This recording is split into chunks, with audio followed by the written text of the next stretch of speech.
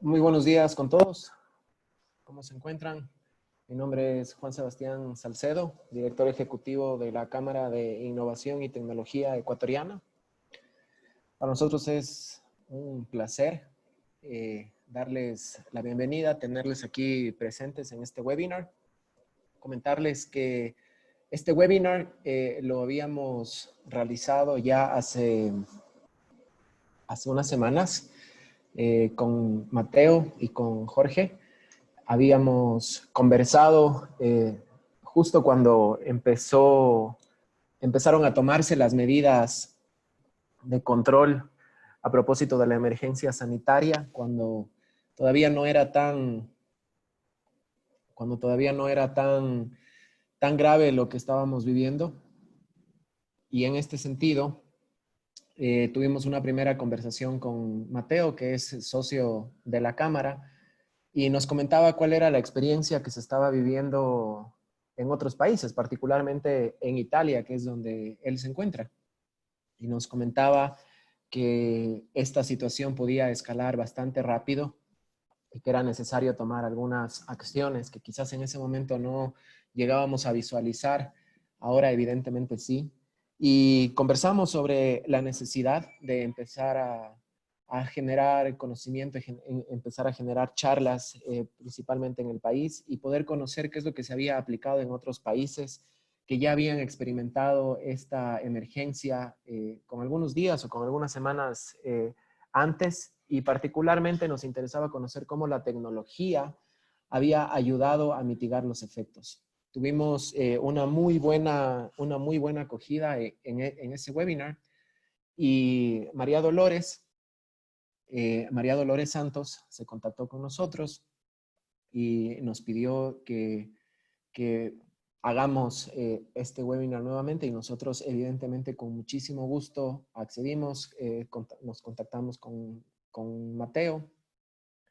Así que eso, de parte nuestra, darles la bienvenida. Le voy a pedir a María Dolores también que nos cuente un poquito sobre qué es lo que vamos a ver a continuación en este webinar. De parte mía de CITEC, reciban todos una cordial bienvenida. María Dolores.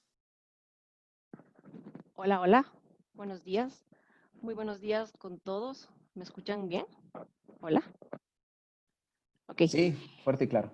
Gracias. Sí, en efecto, como tú mencionaste, Juan Sebastián, gracias a tu apoyo y cooperación que pudimos replicar nuevamente este webinar que hoy por hoy es tan emergente y le vemos muy prioritario conocer otras oportunidades, otras alternativas que pudieron haber aplicado otros países y que posiblemente nosotros como Ecuador también pudiéramos aplicar acá. Mi nombre es María Dolores Santos, soy representante de APSEA Capítulo Ecuador. Es una organización sin fines de lucro que nos dedicamos justamente a trabajar con profesionales, a brindar oportunidades altamente enfocadas en pensamiento de liderazgo, planificación, creación de redes, enfocadas netamente a temas de conferencias, simposios, exposiciones. Incluso nosotros tenemos acceso a la revista Signal, tenemos acceso al tema de tutorías, becas, netamente enfocados a temas de seguridad, ciberseguridad, innovación tecnológica con comunidades militares, gubernamentales, de la industria y de la academia. Considero que el uso de las tecnologías hoy por hoy están siendo muy utilizadas. El teletrabajo, como vemos, muchas personas e incluso empresas ya lo veníamos utilizando tiempo atrás. Claro, comparado con la realidad actual, posiblemente no lo hacíamos los 5 o los 7 días y quizás durante todo el día como lo hacemos actualmente algunas empresas. Es justamente que ese es nuestro desafío y nuestro reto, incluso tratar de llevar adelante el tema también incluso de cuidar nuestro lado emocional al mantenernos confinados durante mucho tiempo.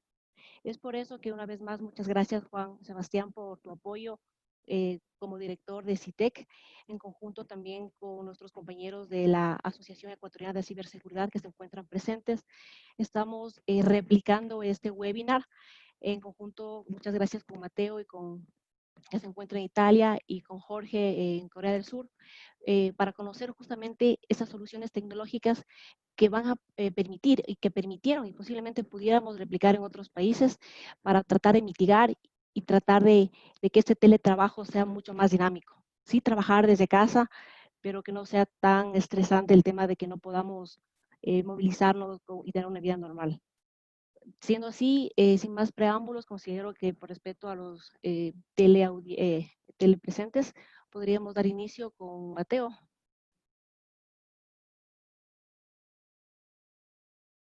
Hola, hola con todos. Gracias, María Dolores. Gracias a Juan Sebastián y a todos los que están aquí hoy en este webinar.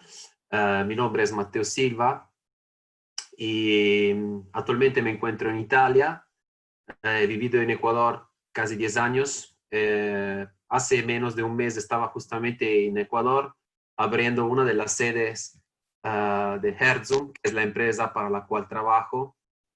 Y justamente en esa época yo no iba a pensar que iba a ser uno de mis últimos viajes, digamos, en estos últimos periodos. En el momento que yo estaba regresando de Ecuador, en esa época, te hablo más de hace un mes y medio, creo, se estaba empezando a hablar en Italia de coronavirus, se estaba empezando a hablar de lo que estaba iniciando a empezar y todos estábamos muy poco conscientes de lo que iba a hacer en la vida de nosotros, sea a nivel personal que a nivel, digamos, de trabajo. Y bueno, digamos que sea como ser humano, que como gerente y también trabajador, junto a mi empresa, a nuestros clientes, familiares, nos encontramos en un mundo que nunca íbamos a pensar de conocer a esas alturas, ¿no es cierto? Aquí en Europa ya eran años de paz, de tranquilidad y de libertad de movimiento, y todo, digamos que en pocos días se cambió, ¿no? Entonces, digamos que con buena actitud, como veo que todos los que son los compañeros que están aquí con nosotros, voy a compartirles unos pensamientos, mis experiencias que he tenido, y también, digamos, voy a tratar de darle una visión. Solo le pido si se puede ver la presentación en este momento, justo para estar seguro. Sí, Mateo, se visualiza Ok, perfectamente. perfecto. Entonces, les voy un poco a contar lo que ha sido mi vida en ese mes y medio ¿cómo se dice? Digamos, de cárcel no voluntaria. Entonces, digamos, yo en este momento me encuentro en Milán. Milán está en el norte de Italia y exactamente es donde está más en este momento fuerte el efecto del coronavirus. Llevo más o menos desde que hice el webinar prácticamente encerrado en la casa, y lamentablemente estamos pagando como país un precio muy alto por lo que ha sido, digamos, la inexperiencia en tratar este tipo de situaciones, un poco de arrogancia también, y la velocidad y la velocidad de cómo este virus se está propagando. No quiero hacer números porque realmente ya se ha convertido en una cosa muy, ¿cómo puedo decir?, triste. Creo que todos ustedes están conscientes de lo que está pasando en Italia. Hay un número elevado de muertos, un número elevado de personas que han sido afectadas, y la economía también ha tenido un golpe duro en varios sectores. La cosa positiva, porque yo trato siempre, ¿no?, de ver las cosas positivas, es que actualmente nos encontramos bajando, parece, del pico de lo que es la contaminación en nuestro país, pero digamos que ya se ha pasado lo que son las mediciones actualmente. Luego Jorge, que veo conectado, de saludo, que está ahí en Corea, nos va a contar mejor, ¿no?, la parte de datos, cómo realmente, digamos, vamos ya superando los 100,000 personas afectadas de este virus. En la realidad ya se habla de millones de personas que están asintomáticas y que han sido, digamos, afectadas por el coronavirus. Vamos a ver un poco lo que es mi pensamiento. En realidad, hasta el momento, hay una sola manera para poder combatir este virus, que es el distanciamiento social. Cuando yo hice el webinar hace unas semanas, lo que yo estaba más pensando como problema del distanciamiento social era, ok, para solucionar el problema tenemos que estar distantes. Entonces, cada uno en su casa, no vamos a encontrar personas, no voy a salir del trabajo, no voy a un lugar donde pueda encontrar muchas personas. Lo que yo pensaba que el tema era solamente de aguantar un poco, ¿no? Pero en realidad, después de unas semanas, viendo lo que estaba pasando a nivel social y económico en mi país, me di cuenta que la real lucha contra el coronavirus no era solo el tema de no ser contagiados, entonces tener una sobrevivencia en términos directos, sino también es sobrevivir como sociedad, sobrevivir al hecho que las empresas paran de trabajar, que los servicios paran de funcionar. Y todo esto me ha llevado a tener una perspectiva un poco más diferente, porque si en primera instancia el problema del coronavirus por las sociedades que están afectadas de limitar el contagio, entonces la fase inicial es de bloquear el contagio, pero esta cosa, aparte de no ser tan rápida, también tiene un tiempo de latencia para que todo termine, que va a ser de meses. Ya estamos hablando de que después del pico en Italia vamos a tener meses donde la vida va a ser muy diferente de como era antes. Entonces, no es que cuando llegamos al pico ya estamos bajando a cero infectados, ya todo se acaba. Tal vez después nuestro amigo que está en Corea nos puede contar también cómo es la situación ahí, pero de hecho, luego va a cambiar. Va a cambiar en el sentido que ya tenemos empresas que han sido por un mes y medio, 2 meses bloqueadas. Las empresas, especialmente que no pueden virtualizar sus actividades por razones de atraso en ponerse en la digitalización o imposibilidad, porque son empresas de producción, mecánicas o, no sé, producción, digamos, de materiales tangibles, y vamos a encontrarnos en un problema de continuidad de negocio. Entonces, más estamos bloqueando la vida normal como la conocíamos antes, y menos estamos preparados para enfrentar este tiempo de transición, peor va a ser el regreso a una vida pseudo normal después. Entonces, esto, cuando lo presenté hace unas semanas, lo estaba viendo como algo que parecía virtual, casi imaginario, pero en la realidad ya se está sintiendo.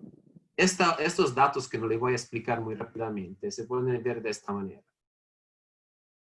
Aquí está el Producto Interno Bruto calculado por McKinsey hace unas semanas. Y lo que decían era que el efecto del coronavirus sobre las economías va a ser, digamos, más fuerte dependiendo de cuánto tiempo una sociedad logra recuperarse. O sea, lo que yo aquí no había entendido era esto en este momento, porque para mí me parecía, bueno, superamos el coronavirus y listo. No, en la realidad, más tiempo se demora a superar y más tiempo estamos en una situación de crisis, obviamente la economía va a caer.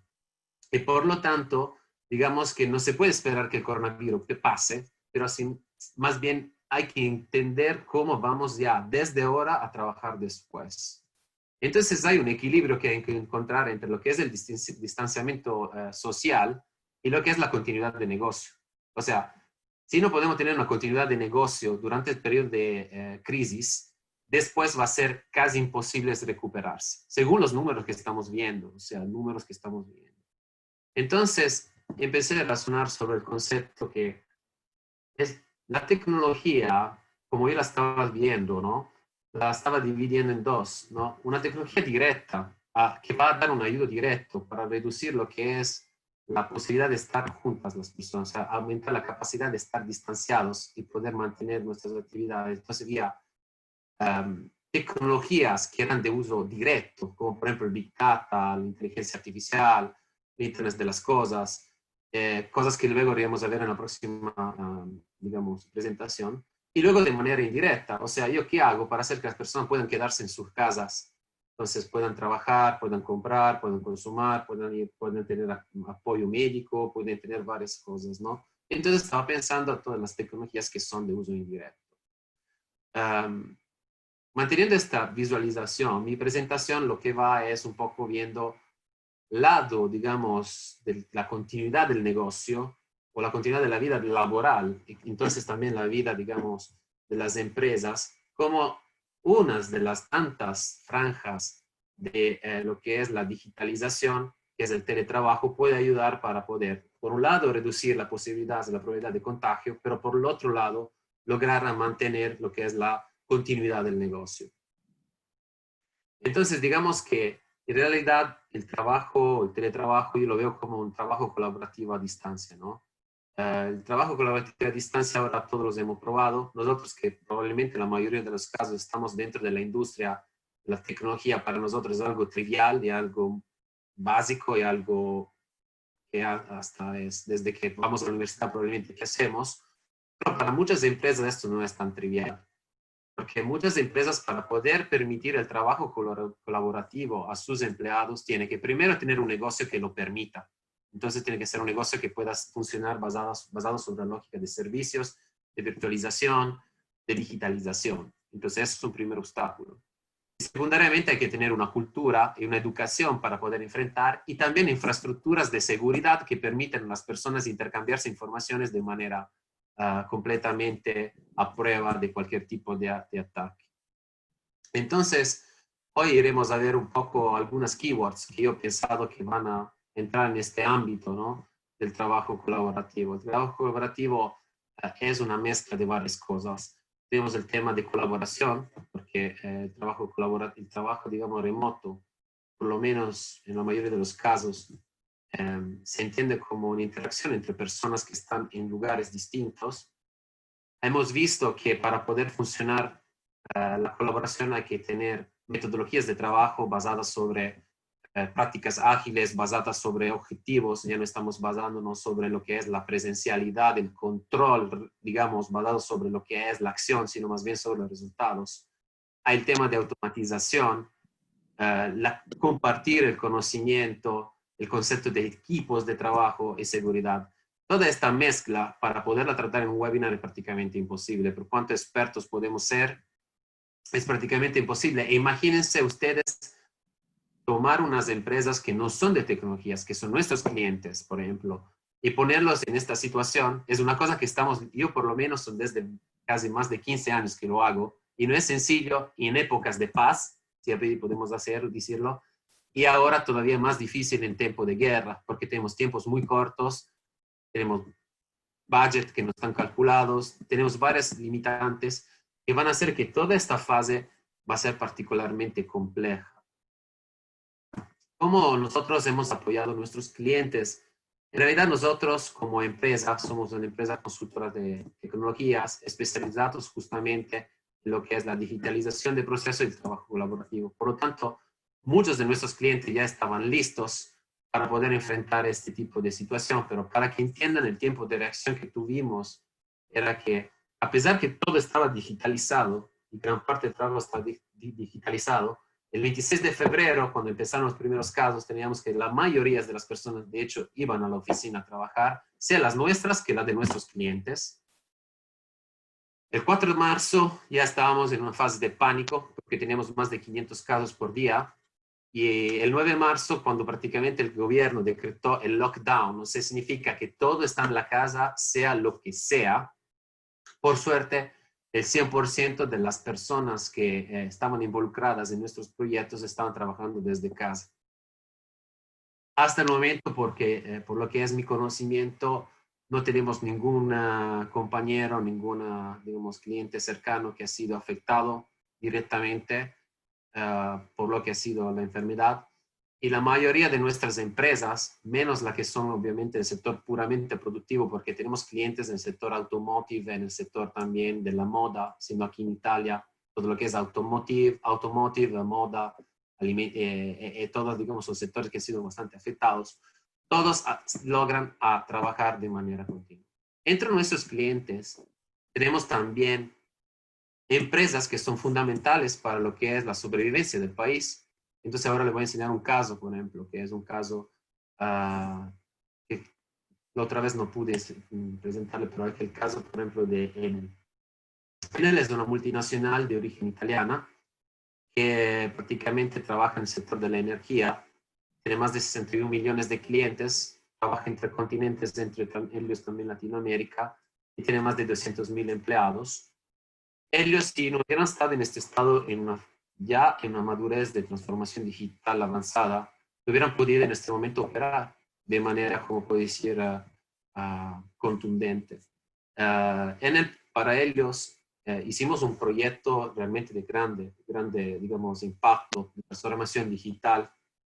Le ayudamos, digamos, a poder adoptar metodologías ágiles en el manejo de varias instancias y de varias actividades que tienen adentro de su estructura.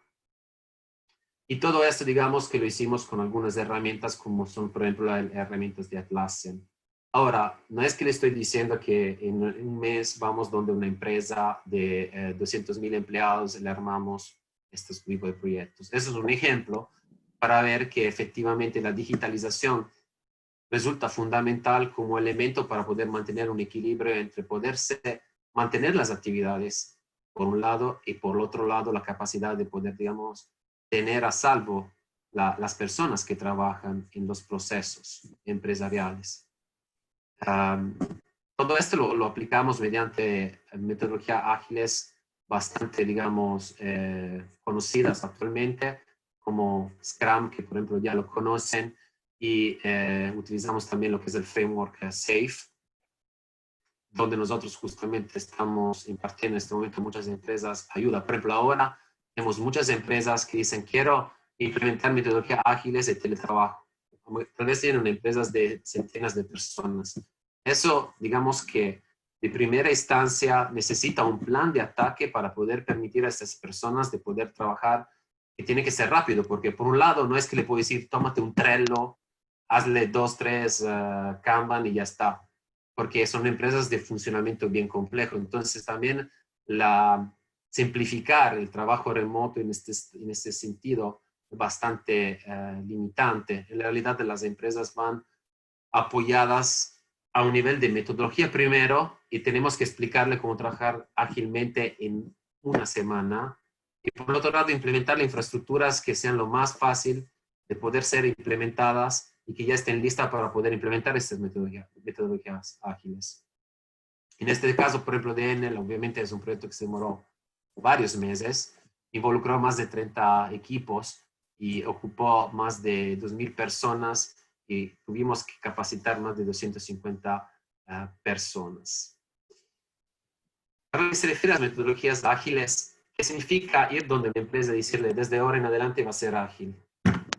Si vamos a hablar de empresas que no son empresas de tecnología, esto va a tener un impacto sobre la forma de pensar y trabajar de las personas que no puede ser asimilados en 2 días. Ahora, claramente, en la situación de necesidad que uno tiene, atención, cuando digo trabajar ágil, como le comentaba, no significa hacer una reunión al día y decirnos que estamos bien. Significa pensar la estrategia de funcionamiento de una empresa de manera ágil comporta un cambio mental realmente muy fuerte. Y esto no me hace pensar que realmente ahora que pasó este tipo de situación, tuvieran que haber planes obligatorios para las empresas para poder trabajar de esta manera, no de manera ágil, pero por lo menos tener en planes o tener proyectos para poder permitir a las empresas trabajar de manera distinta a lo que es estar todos en un único lugar, casi como si fuera, no digo una obligación como tener una alarma antiincendio, pero casi. Y de ahí vamos a ver las tecnologías. Las tecnologías que, por ejemplo, nosotros más hemos utilizado en estos proyectos es la tecnología Atlassian.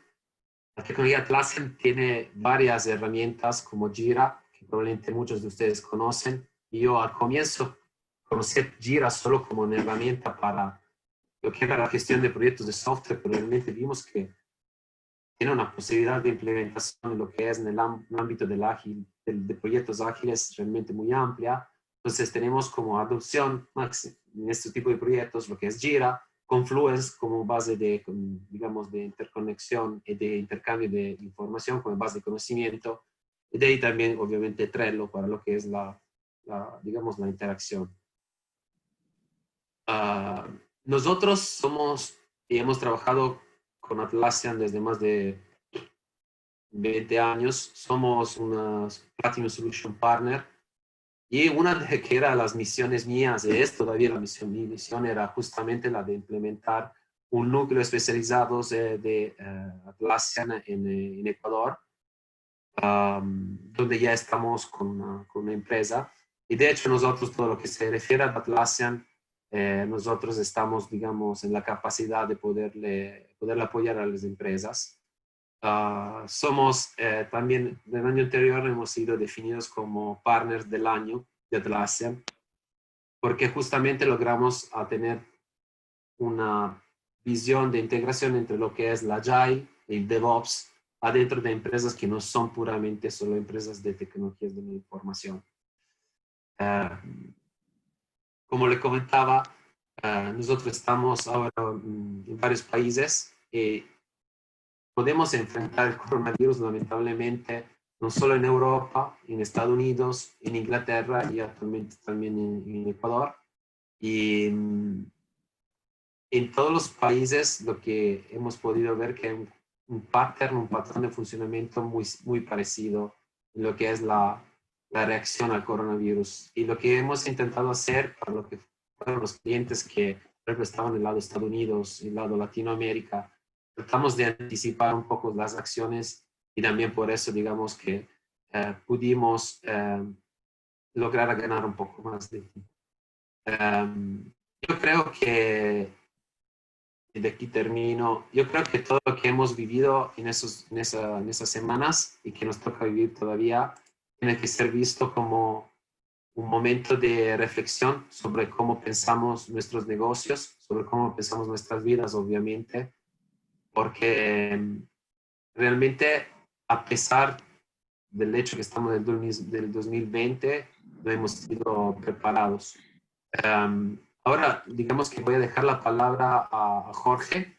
Jorge lo conocí justamente en esta situación y él nos va a dar una visión, en cambio, de cómo la tecnología puede ayudar directamente a los países a poder enfrentar el coronavirus de forma proactiva. Forma proactiva, y luego le voy a dejar la palabra para hacerle una comparación, ¿no? De lo que pasó, por ejemplo, en Corea, lo que pasó en Italia. En Corea lo iremos a ver después, la tecnología ha sido utilizada de forma excelente por lo que ha sido la localización de los problemas y mediante lo que le enseñará Jorge, permitir reducir la probabilidad de contagios entre las personas. Esta cosa, por ejemplo, no se hizo en los países donde nosotros estamos en este momento. Entonces, no solo la Italia, España han visto, Francia, Inglaterra, Estados Unidos, va a ser un desastre también ahí, lamentablemente, Latinoamérica. Y eso fue lo que creo que fue una de las claves ganadoras, además de la cultura, obviamente, que es diferente, y lo que ha sido la limitación de los daños, ¿no? Entonces, yo ahora voy a pasar la palabra a Jorge para que pueda, digamos, contarnos cómo hicieron en Corea. Y solo le voy a decir que parte de lo que Corea, un modelo, está enseñando al mundo, se está empezando a aplicar también aquí en Italia, por lo que es después de la enfermedad. Entonces, Jorge, te dejo la palabra y puedes dejarte también la pantalla. Ok, gracias Mateo. Bueno, buenos días con todos. Un placer estar aquí compartiendo este momento productivo con todos ustedes. Y desde mi parte quiero transmitir a ustedes más o menos la experiencia coreana, la experiencia que he vivido aquí durante esta pandemia de coronavirus que nos está afectando a todos. Bueno, pienso que ya está compartida mi pantalla, entonces vamos a iniciar con la exposición. Bueno, es verdad, la tecnología está aquí disponible para todos nosotros y en el caso de epidemias o pandemias como las que estamos viviendo, la tecnología tiene un rol importante tanto en el momento en el que inicia la curva de la pandemia.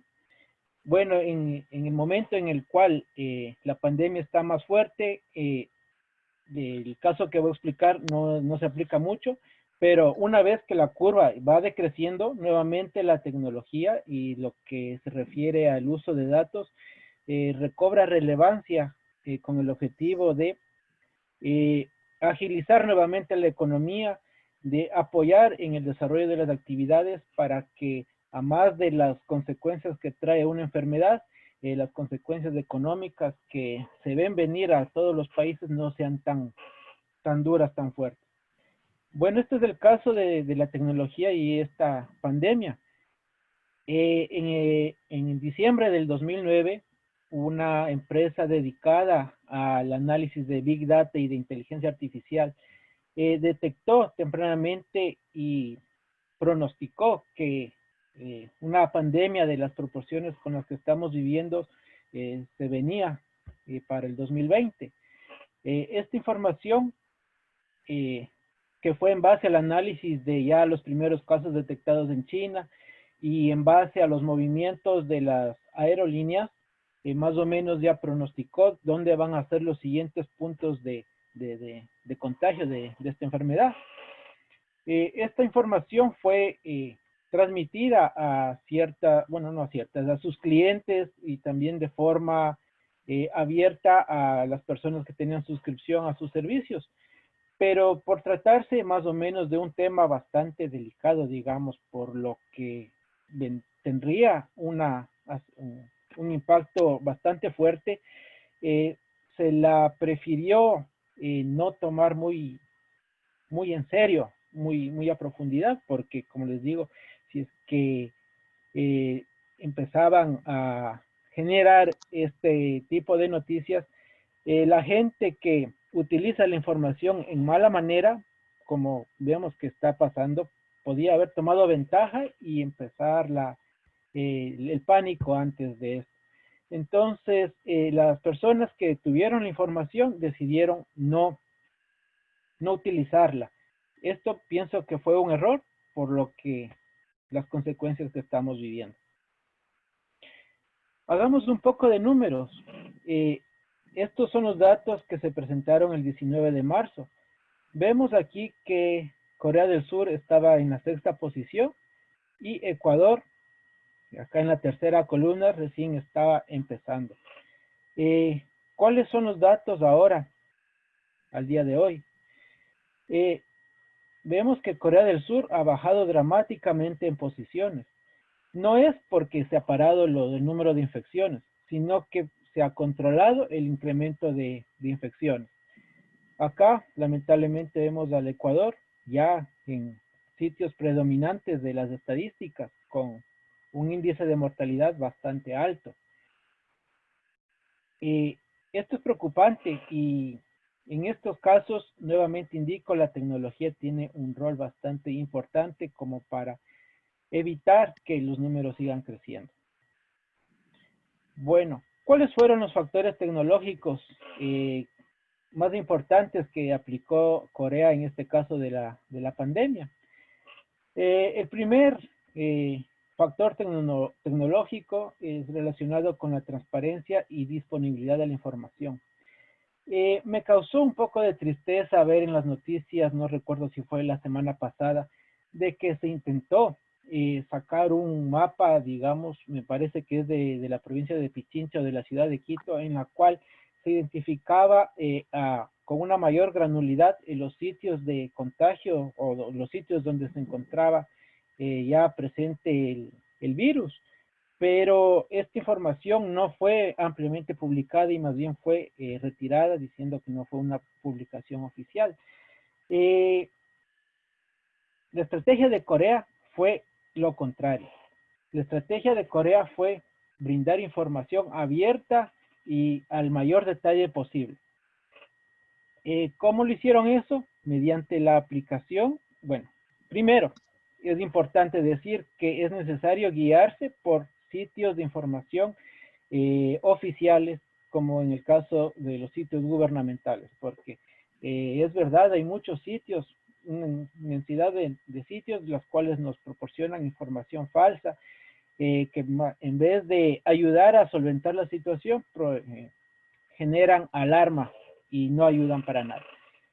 Bueno, Corea del Sur, basada en una política de confidencialidad y disponibilidad y transparencia de la información,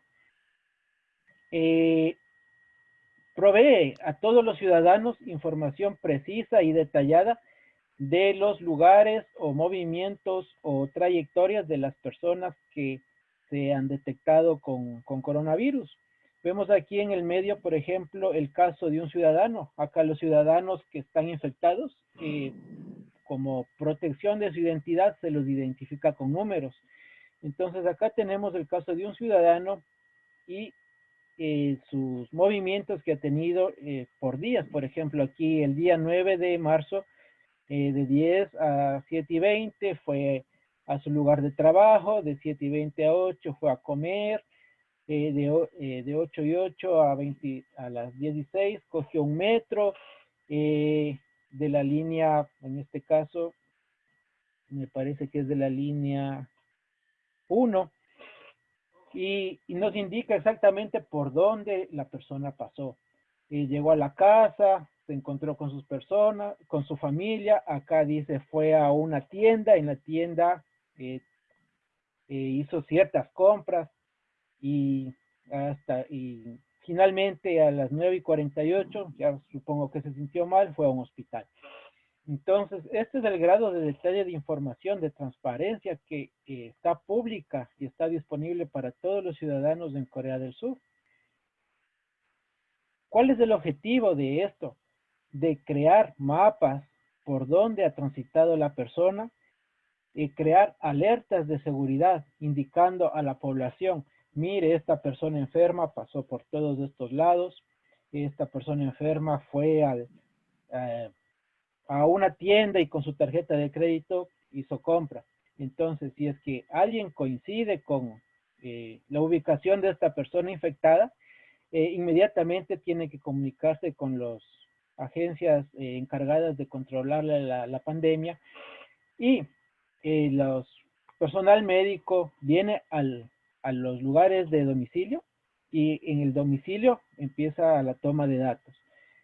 Puede haber el caso que las personas no pueden ser claramente identificadas, o las personas con las cuales la persona infectada tuvo contacto no pueden ser identificadas y localizadas, y estas personas se convierten en un factor de distribución, digamos, de la pandemia. Para esto, igual la tecnología sigue apoyando en la identificación de las personas. Apoyados en las políticas de aquí de uso de la información pública, existe la facilidad de que las entidades encargadas utilicen los sistemas de circuitos cerrados de televisión y en base a análisis biométricos identifiquen las personas, y haciendo cruce de información con las bases de datos nacionales que tiene aquí el gobierno, lograr identificar y lograr dar con la ubicación o domicilio de la persona. En este punto es bueno indicar que las bases de datos coreanas o la información que cada entidad proporciona tiene un formato estandarizado, un formato libre que no requiere ningún otro software adicional para poder ser traducida, digamos. Bueno, como les decía, en base a toda esta información, a toda la transparencia de la información, a la cantidad de información disponible, se pueden crear mapas utilizando Big Data y se puede definir todas las zonas peligrosas, potenciales zonas en donde está el virus presente, y poner, digamos, en este caso, utilizar colores para identificar las zonas de mayor riesgo, o también indicar el número de casos ya en una forma más granular, por barrios, por sectores de la ciudad. Incluso también cuando va pasando ya la epidemia, la pandemia, se va alimentando con información de las personas que ya están sanas, o de las actividades que han hecho los cuerpos de salud para desinfectar las áreas. Y de igual forma se emiten informes mediante los mapas disponibles en los teléfonos celulares, o mediante información, mensajes que llegan a los teléfonos de los lugares que ya están libres de coronavirus, de los lugares que ya son de libre tránsito. Con esto se quiere evitar la económica que puede tener un sector o una ciudad. ¿Cuál es el rol de la inteligencia artificial que ha tenido aquí en Corea? La inteligencia artificial, en base a toda esta enorme cantidad de datos, ha permitido pronosticar por dónde va a ser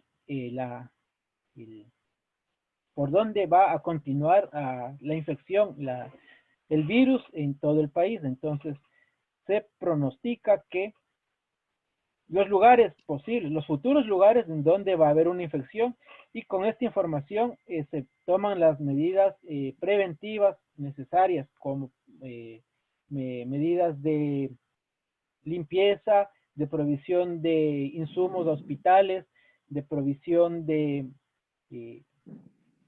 material para limpiar los espacios públicos. De igual forma, a nivel mundial podemos ver que el uso de Big Data es importante. Con esto se ha podido pronosticar más o menos por dónde van a ser los nuevos clústeres de infección o cómo va a ser el crecimiento de la infección según ciudades o según regiones. Pero, ¿cómo llegó la República de Corea a este nivel de utilizar los datos tan libremente, tan abiertamente, sin ningún miedo al mal uso de información o a que la información sea falsa? Bueno, esto es un trabajo que ya ha tenido bastante tiempo atrás. Inició en el año, déjenme ver, me parece que es en el 2011, con la promulgación de la Ley de Protección de Información Personal. Entonces, en el 2011 empezaron ya a ver cómo hacer las leyes, cómo estructurar las políticas o el sustento para poder hacer un uso adecuado de la información. Entonces, en el 2011 se empezó con la promulgación de esta ley, que es una de las más rigurosas y estrictas que están disponibles a nivel mundial en relación a la protección de derechos de privacidad de datos. En esta ley se incluye fuertes sanciones económicas y penales. Entonces, es una ley que es bastante punitiva. Bueno, para esto tenemos que definir algunos conceptos que Corea los utiliza en sus leyes. Por ejemplo, el concepto de información personal. En Corea, ¿qué es información personal? Es toda información que directa o indirectamente, eso significa recolectada de fuentes combinadas, haga posible identificar a una persona específica. Toda información personal es pública, a excepción de la información sensible.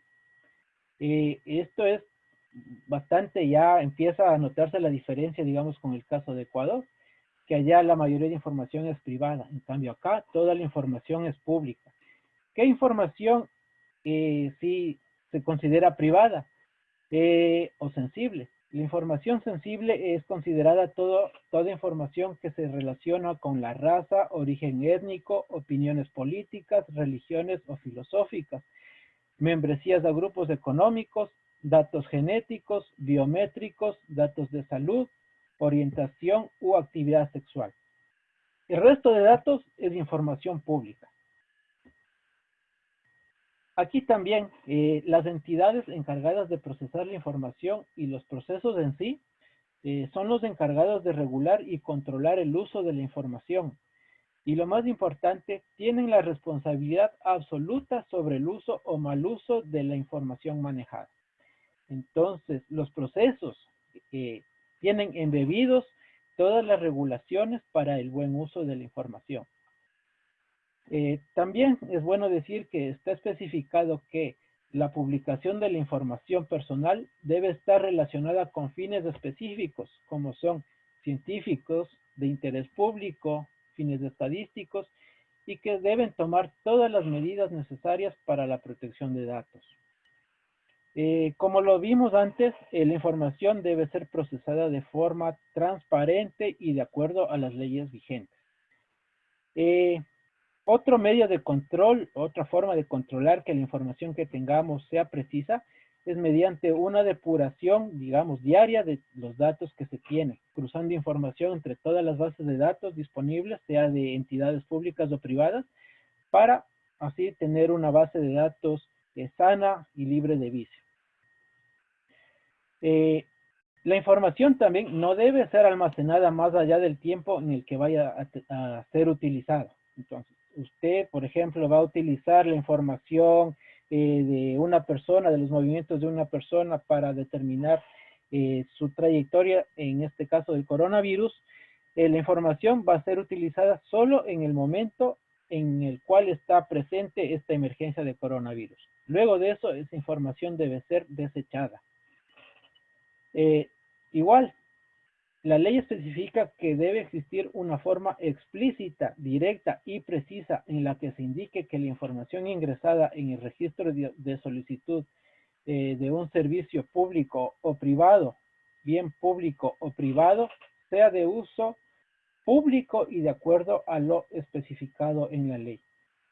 Esto quiere decir que cuando nosotros vayamos, por ejemplo, desde que llegamos a un país, toda esa información que se ingresa en los registros migratorios, y es una información pública, y está especificado en los documentos que se firman en los aeropuertos, que la información va a ser pública y que va a ser utilizada para los bienes de interés público.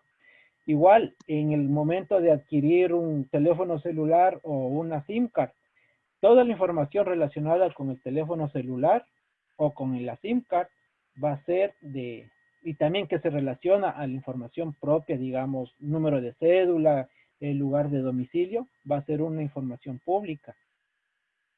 Entonces, todos estos factores permiten alimentar las bases de datos y como esta información viene de varias fuentes, permite hacer el cruce para la validación de la información. Bueno, también es necesario decir que el usuario de la información pública debe asegurar que sus procesos cumplan con los lineamientos de integridad y confidencialidad de la información, implementando medidas técnicas y organizacionales para cubrir los riesgos. Esto quiere decir que la persona que está utilizando la información es la responsable civil y penalmente del uso de la información, sea por parte de él o por parte de terceros. Por ejemplo, si yo estoy utilizando información pública para lanzar estadísticas de coronavirus y si alguien, por algún motivo, por alguna falla de seguridad en el proceso de procesamiento de datos, logra utilizar la información que estoy utilizando, el responsable de ese mal uso soy yo, porque yo soy el que está brindando la facilidad de que alguien haga mal uso de la información. Bueno, pero esta misión de mantener la información libre de vicio, segura y transparente, no está a cargo solo de una institución, está a cargo de varias instituciones, en este caso son 6. Empezamos con la Comisión de Protección de Información Personal, el Ministerio del Interior y Seguridad, la Comisión de Comunicaciones, que es encargada de la infraestructura de comunicación, la Comisión de Servicios Financieros, una Comisión de Derechos Humanos, y todas estas comisiones están articuladas mediante la gestión de la Agencia de Internet y Seguridad Coreana. Esto quiere decir que tenemos muchas instituciones que por su parte están velando que la información sea bien utilizada, sea transparente y esté disponible para todas las personas que lo quieren utilizar.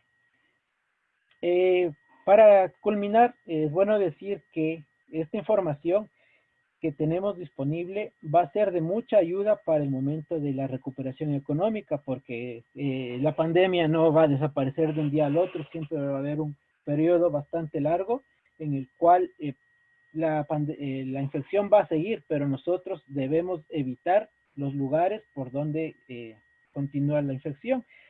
Aquí la información abierta es muy importante. Con esto evitamos ir a los sitios de infección y con esto evitamos contagiarnos y paralizar las actividades financieras en el país. Bueno, por mi parte eso sería mi presentación. Bueno, acá les quiero también compartir más o menos cómo es que se ve. Déjenme ver acá. Los portales que tenemos aquí de información pública. Entonces acá tenemos el portal de la protección de datos personales y de las leyes en Corea. Entonces acá tenemos todas las organizaciones que están involucradas en la seguridad de la información. Tenemos acá leyes y políticas, tenemos casos de estudio. Acá acá en esta sección tenemos cómo es el proceso que se aplica en el momento en que se detecta un infringimiento de las leyes de protección de información personal. También tenemos casos de uso, tenemos, ¿dónde están? Todas las juicios que han existido relacionados con mal uso de la información. Como vemos, es una información bastante transparente y que está disponible para todos.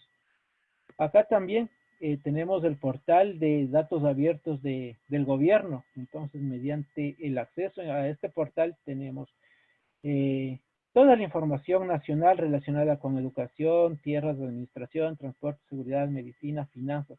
Entonces, todo lo relacionado con la nación. Nos presentan en un formato de Open Data, de Big Data, porque como es de entender, es una información bastante amplia y está aquí distribuida por todos los hilos más importantes de información que se tiene aquí disponible en Corea. Si gustan navegar, la dirección es data.go.kr. Entonces aquí tenemos todas las opciones de datos abiertos disponibles para su uso, sea por fines académicos o estadísticos. Ok, entonces eso sería. ¿Qué tal, Jorge? Soy Mateo. ¿Sí? ¿Te acuerdas cuando hace unas 3 semanas te decía que era imposible aplicar esto o iba a ser imposible aplicar eso en tiempos breves y cortos en Europa? Sí. Porque en Europa hay unas leyes de protección de los datos realmente muy, muy importante. Se llama GDPR. Es la ley. Hay una ley europea que protege los datos personales. Te digo que después de 3 semanas ya están hablando de cambiar radicalmente, para que entiendan cuánto ha afectado, ¿no? Radicalmente las políticas de gestión de los datos, y actualmente ya hay en Italia una primera aplicación móvil muy parecida creo, no he visto la que tiene en Corea, para lo que es el rastreo de las personas, que va ya a empezar a funcionar de forma, ¿cómo puedo decir?, piloto. Cosas que hace yo de italiano, de europeo, bueno, realmente ya un poco cuencano, porque no sé si se escucha el acento, y viví 10 años en Cuenca. Digamos que hay el mindset de las personas ha cambiado muchísimo. O sea, ahora las personas ya están dispuestas a liberar su información para preservar la salud suya y la de los demás.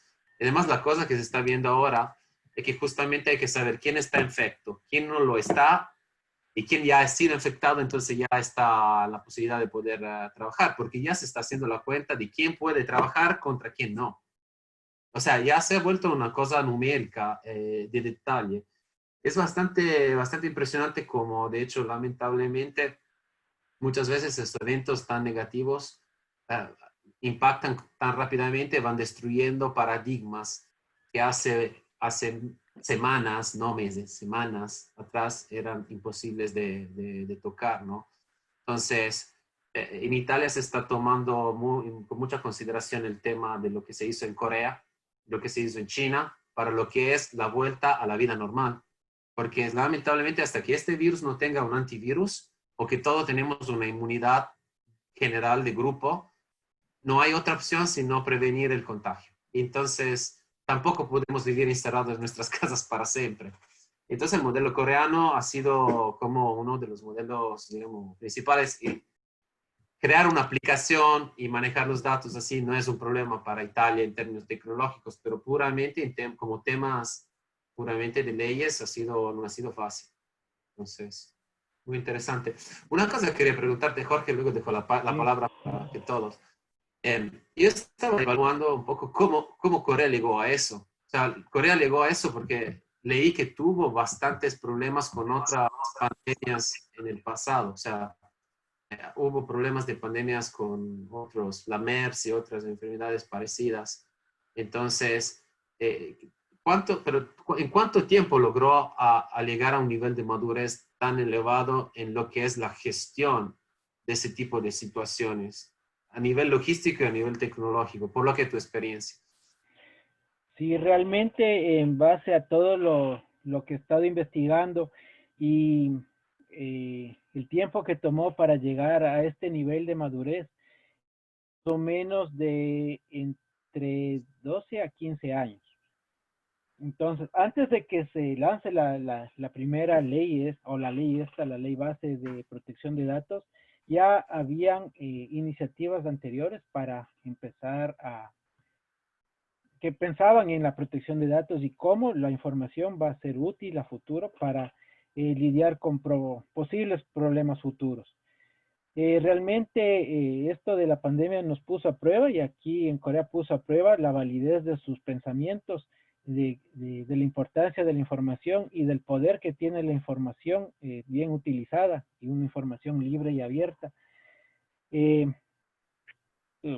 bueno, la ley sigue siendo modificada, constantemente está modificada, se va adaptando al nuevo tiempo, a las nuevas tecnologías disponibles, pero está aquí para apoyar a todas las decisiones importantes que el gobierno o las entidades rectoras deban tomar. Sí, fue un tiempo de maduración bastante largo, pero valió la pena. Sí, no. Sí, sí. Yo creo que este proceso que vamos a arrancar aquí, porque lamentablemente hay también noticias de científicos que dicen que esta es irán a haber muchas olas de infecciones como esta. Y creo que ahora también en nuestros países que no son, o sea, no orientales, occidentales, estas políticas serán seguramente implementadas. Perdón, era solo un razonamiento entre los dos mundos, ¿no? Para ver lo Claro. que ha sido la interpretación. Dejo a ustedes las palabras.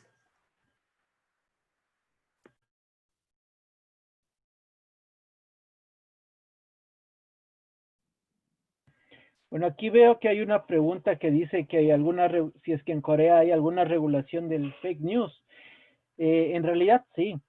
Aquí hay regulaciones bastante estrictas sobre las noticias falsas eh, y también hablando de otro tema sobre la distribución de pornografía. ¿Cómo lo logran esto? Porque en el momento en que tú compras tu chip celular o tu celular, con el número de chip lo asocian a ti, a una persona. Entonces, aquí en Corea no es lo común tener solo un número celular. Entonces, si es que se detecta algún fake news, automáticamente con los consentimientos que tú das al momento de instalar una aplicación o de adquirir un servicio, cruzan las bases de datos y rastrean de dónde salió esta información. Logran dar con tu teléfono celular, mediante eso logran dar con la identificación del propietario y cruzando con otra base de datos y dan con el lugar de residencia de esa persona e inmediatamente van a donde está viviendo esa persona e intervienen en la casa. Esto es una cuestión de máximo 4 horas en lograr esta identificación de dónde están saliendo los fake news. Eh, también veo otra pregunta relacionada con el uso de datos de Corea desde otros países. Esto tal vez se me obvié en la presentación, pero los datos de uso de Corea para otros países están permitidos solo para aquellos países que la Agencia Coreana de Seguridad y también en coordinación con la agencia, me parece que es de Estados Unidos, han definido que el país que va a utilizar esa información tiene implementados todos los procedimientos, políticas, normas de seguridad que permitan que la información que va a ser procesada no sea vulnerada, que no tenga el procesamiento no atente en contra de la información suministrada. Entonces, hay una validación previa de qué países externos pueden utilizar la información propia de Corea. Aquí adentro de Corea lo pueden utilizar todas las personas con los fines científicos, estadísticos, académicos. ¿Y por qué es ese grado de libertad aquí adentro de Corea? Porque cada ciudadano está plenamente identificado su lugar de residencia, su nacionalidad, digamos, edad, donde estudia, quién es la familia, qué bienes tiene. Así, tiene un nivel de detalle bastante elevado. Entonces, con ese nivel de control se permite el uso interno. Pero para el uso externo ya existen ciertas regulaciones o ciertas normas que debe cumplir el país que necesite utilizar la información coreana.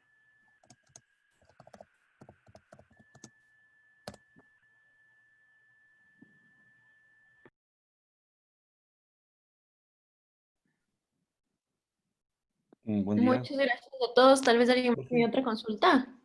Sí, yo tengo una pregunta para Jorge, por favor. Sí, dime. Un gusto, felicitaciones, muy clarificadora tu conferencia. Gracias. Yo trabajo en todo lo que es sistemas de información geográfica y también del nivel de seguridad en la información acá en el Ecuador, en una entidad del Estado. Acá hay dos problemas básicamente, y no creo que solo en el Ecuador, sino en Sudamérica, y tú debes conocer. Tenemos sistemas, primero, un régimen o un marco legal bastante débil todavía, recién en implementación o implantación. Y el otro, que no hay entonces la cultura y la conciencia ciudadana respecto al manejo de la información, manejo responsable. Y se suma ciertos grupos adversos o antagónicos que buscan desestabilizar y causar más daño de una forma increíble que no tiene lógica. ¿Cuál sería tu recomendación para justamente resolver ese tema? O sea, un marco legal débil.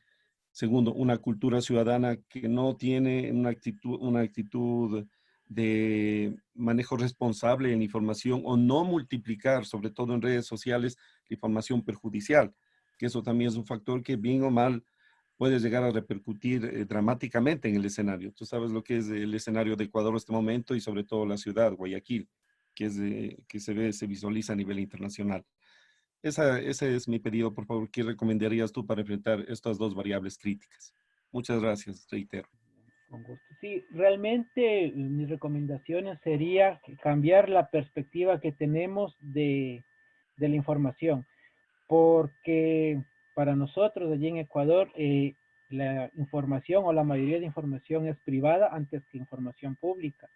Pienso que deberíamos cambiar ese esquema, que la mayoría de información sea pública, pero igual, ¿cómo debemos asegurar que la información pública, nuestra información personal, pasa a ser pública? ¿Cómo aseguramos que esa información no corra riesgo? Con una fuerte definición de políticas, de leyes que amparen esto, que amparen la protección de datos. Puede ser el caso, se puede tomar el caso de aquí, de Corea, que la información o la ley especifica sanciones civiles y penales para aquella persona que hace mal uso de la información o que emite información falsa. Esto sí, en Ecuador va a tomar bastante tiempo porque necesitamos articular primero una base de datos o la información, una información compartida entre todas las instituciones públicas y privadas.